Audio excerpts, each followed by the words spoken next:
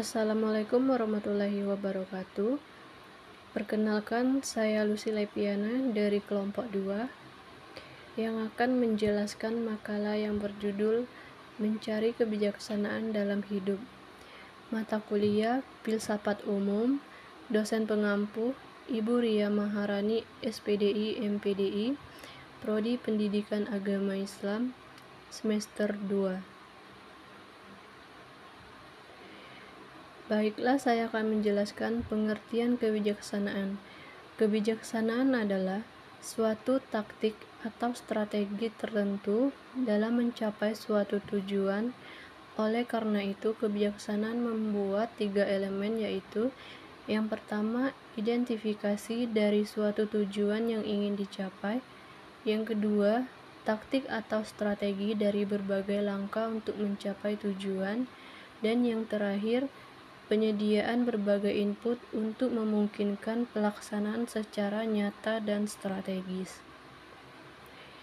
Kebijaksanaan dalam konteks ini berkaitan erat dengan korespondensi antara rasionalitas dan intuitas, pengetahuan dan keyakinan, pengalaman dan kecerdasan, kecerdasan intelektual, dan kemandirian mental, pengenalan diri, dan yang lain. Pada kata kebijaksanaan terkandung makna bijak, yaitu akal budi, arif atau tujuan pikiran, sehingga kata kebijaksanaan dapat berarti pandai dan cermat serta teliti menghadapi masalah dan kesulitan.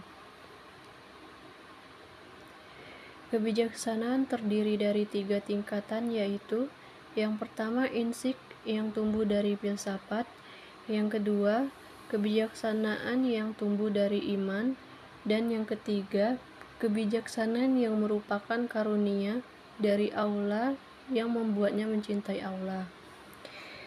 Pengertian tentang filsafat tersebut menurut para filsuf yang memberikan preferensi mengenai filsafat diantaranya. Yang pertama, Plato.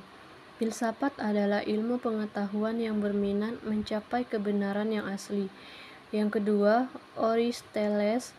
Filsafat adalah ilmu pengetahuan yang meliputi kebenaran yang terkandung di dalamnya, ilmu-ilmu matematika, logika, retorika, etika, ekonomi, politik, dan estetika. Yang ketiga, Al-Farabi. Filsafat ialah ilmu pengetahuan tentang alam maujud, bagaimana hakikat yang sebenarnya. Yang keempat, Descartes. Filsafat adalah kumpulan segala pengetahuan di mana Tuhan, alam, dan manusia menjadi pokok penyelidikan. Dan yang kelima, Immanuel Kant. Filsafat adalah ilmu pengetahuan yang menjadi pokok dan masalah.